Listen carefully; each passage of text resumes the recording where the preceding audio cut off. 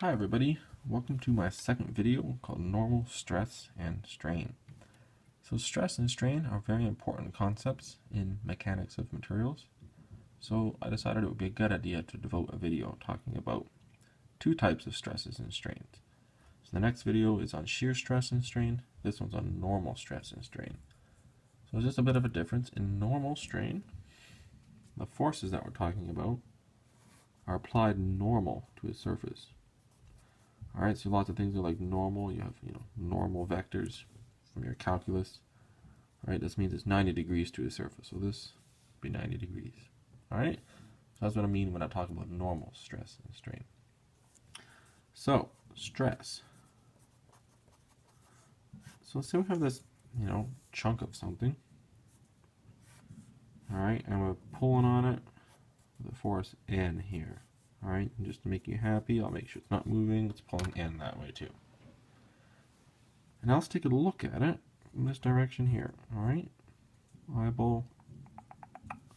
Taking a look at that piece there. So let's just assume it's circular. There we go. Circular area A, we'll just call it A, alright? And this normal force, whenever we draw a force on something, we always draw it just as, coming from this point. But in reality, this normal force is applied over this whole area. Like peanut butter on a bread. You don't put all your peanut butter on a stack. It's actually, spread over the whole works. So we can kind of represent that by drawing all these little things here. And this little symbol indicates the force is coming out toward you. Alright, and this symbol comes from when people are defining how to write something so that it's coming out toward you. They decided if an arrow is coming toward you, you're just going to see the point. Alright, and that's exactly what we see here. Arrowhead, that's the very tip, the pointy part of the arrow.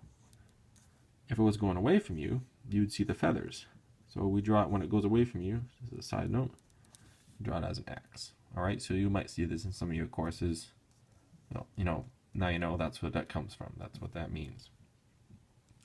And all these little things here, all these little forces, you can draw infinitely many of them because each one has a value dn. That just means, an infinitesimally small, force. Now let's, take a little cut here, grab this section, blow it up. That's an area, a small area, dA, differential area, very, very small area. And of course you have dn acting on that small area. Alright, here we go. Now, stress, give it a symbol sigma, is defined as that little bit of force, dn, over that little bit of area, dA, alright? So this is the differential form of stress. Sigma is the force, dn, the dA. Now, to get the regular, what you would call a normal version, you can integrate this, right? dn equal to sigma dA. Alright, so assuming sigma is constant, we can take it outside. If it wasn't constant, well, you can just do the integration, but let's assume it's constant for now. We get n, sigma a, or sigma is n over a. Alright? That's the definition of sigma. And we take a look at the units. N is a force, so that's newtons. Over area, that's meters squared, right? Now, well, wait a minute. Isn't this is just a Pascal, right? 1 Newton per meter squared is a Pascal. It's a unit of pressure. Alright? And in engineering, we often get lots of Pascals, so we don't just write 10 million pascals. We have, prefixes for that. So a kilopascal is 1,000 pascals. It's 10 to the 3 pascals. Alright, and you have a megapascal. That's 10 to the 6 pascals. And then gigapascals, yeah, it's 10 to the 9 pascals. So you'll see these prefixes often just to, prevent us from wasting our time and writing all these, times 10 to the 9 out. Alright, let's get on into strain. Alright. So let's just say we have a bar here on a wall. Bar, you know, just doing its thing, sticking out of the wall. And then you pull on it. And as a result, it gets stretched out, it gets longer. So initially, it was a length L. Now, you stretched it, and it's gotten longer by an amount delta. We define strain, it looks like a euro sign, as the amount by which it got bigger over the initial length. So I'll just say that again. Strain, the strain of this piece, because you pulled on it, is the amount by which it's gotten bigger over the amount of length that it used to be. Alright? And let's take a look at the units here. So presumably you measure the amount by which it got bigger, you know, in like, you know, let's just say centimeters, meters, or something. Let's just call it millimeters. And the initial length, you could also measure in millimeters. This goes interesting. This cancels out no units, alright?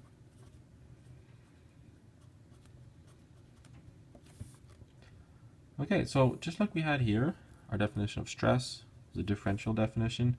We went to the normal definition. Here we can also have a differential definition. I'm going to work at it backwards, you know, from the normal back to the differential.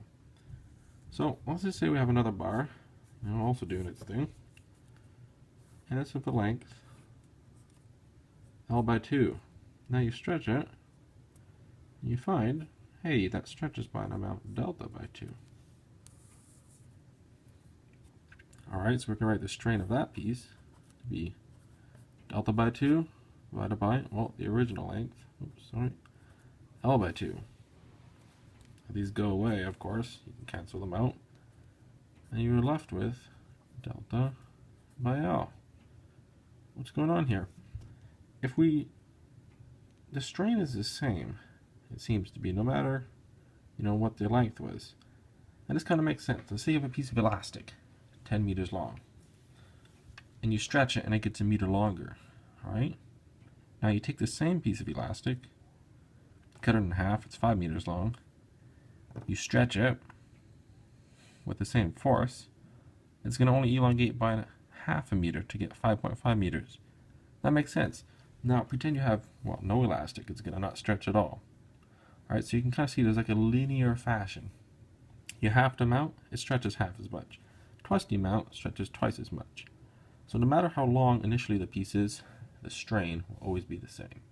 So let's just make this piece, you know, a tiny, tiny length. You know, here we go. Let's just make this distance dx. Alright? Just a tiny, tiny length, the differential length. Then the strain of that piece, you can define as d delta over dx. Alright, this is important. Okay, so there's a way to relate these two concepts of stress and strain by something we call a Young's modulus. Okay, so let's say you're in a lab and you got this bar. You can't seem to leave alone even though it's doing its thing. And you're stretching on this machine, okay?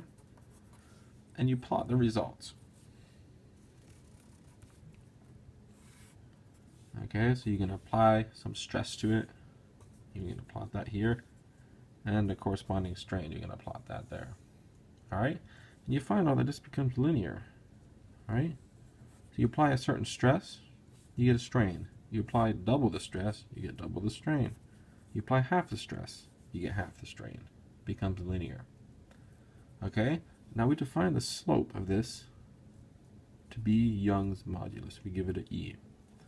Of course, write that E is equal to the rise, that'd be like this piece, sigma, over the run, which is that, the strain. Okay? This is Young's modulus. You can imagine for different materials it has different values. So for a stiffer material, it's going to be having a steeper line, right? The E is bigger, slope is bigger.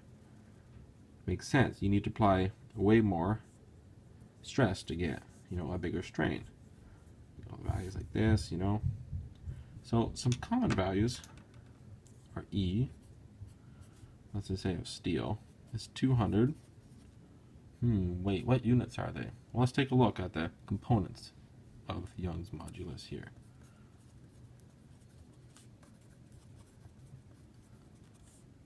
So, the stress we know to be newtons per meter squared. We've seen that over here. The strain, right here, wait, that has no units. So that means the units of Young's modulus are the same as stress. Newtons per meter squared, right?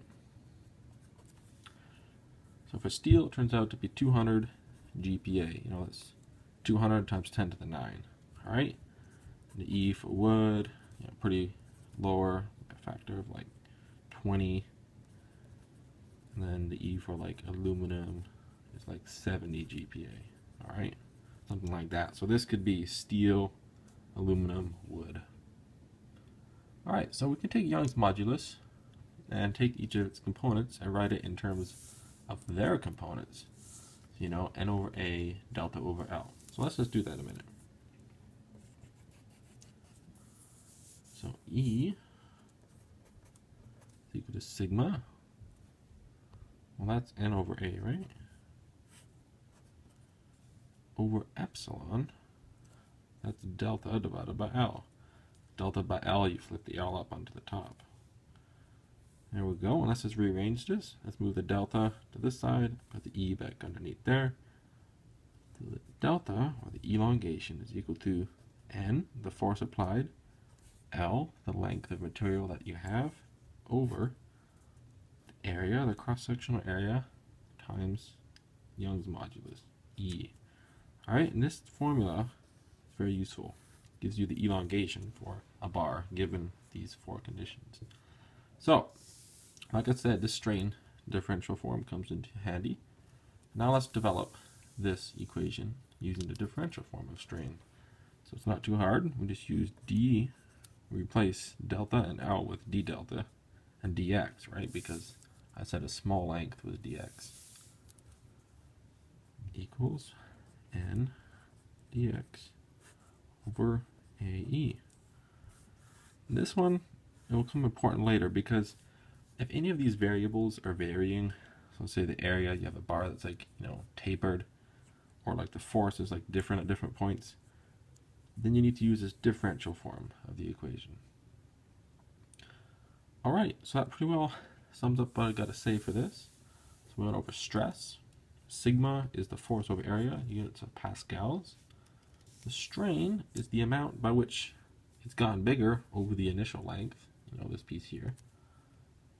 And of course no units there because each of those are measured in some unit of distance.